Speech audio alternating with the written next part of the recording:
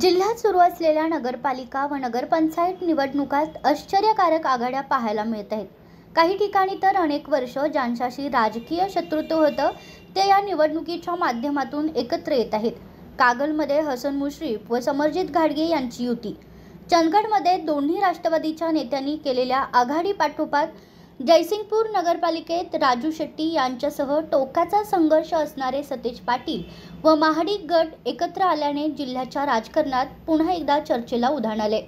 शिरोळ विकास आघाडी आणि जनसंघर्ष आघाडी या दोन्ही आघाड्यांनी एकत्रित येऊन जयसिंगपूर विकास पॅनेल आम्ही जाहीर केलेलं आहे। हे आमचं जे पॅनेल आहे हे आमच्यामध्ये असणारे वैचारिक जे काय अंतर आहे ते बाजूला ठेवून, राजकीय जोडे बाजूला ठेवून केवळ जयसिंगपूर शहरामध्ये चालू असणारी ही जी मक्तेदारी आहे ती मक्तेदारी मोडून काढण्यासाठी इथं जयसिंगपूर ही राजर्षी शाहू महाराजांनी वसवलेली जयसिंगपूर नगरी आहे। हिचा कोणी मालक असू शकत नाही।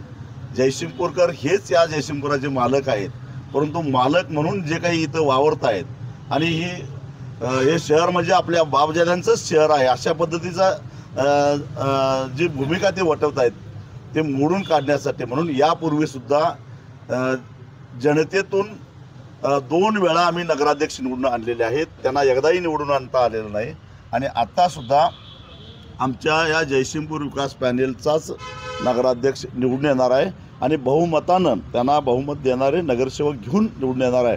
आणि आज जयसिंगपूर शहरामध्ये झालेली रस्त्यांची दुरावस्था, भुयारी गटारांचा उडालेला बोजवारा, स्ट्रीट लाईटच्या नावाखाली झालेला प्रचंड भ्रष्टाचार, शहराच्या आजूबाजूला असणाऱ्या शेतकऱ्यांच्या जमिनीवर आरक्षण टाकणं आणि त्या जमिनी स्वतः विकत घेणं आणि विकसित करून प्रचंड पैसा कमावणं, आरक्षण उठवून हा जो गोरखधंदा सुरू झाला आहे हे सगळं मोडून जयसिंगपूर शहरातल्या प्रत्येक माणसाला ताट मानेनं जगता यावं अशा प्रकारची परिस्थिती निर्माण करण्यासाठी इथल्या झोपडपट्टीतल्या गोरगरिबांची पोरं नगरपालिकेच्या शाळांमध्ये शिकत असतात, त्यांना उच्च दर्जाचं, चांगल्या दर्जाचं नगरपालिका शिक्षण मंडळाची गुणवत्ता वाढवून शिक्षण देणं यासाठी आम्ही एकत्रित आलेलो आहोत।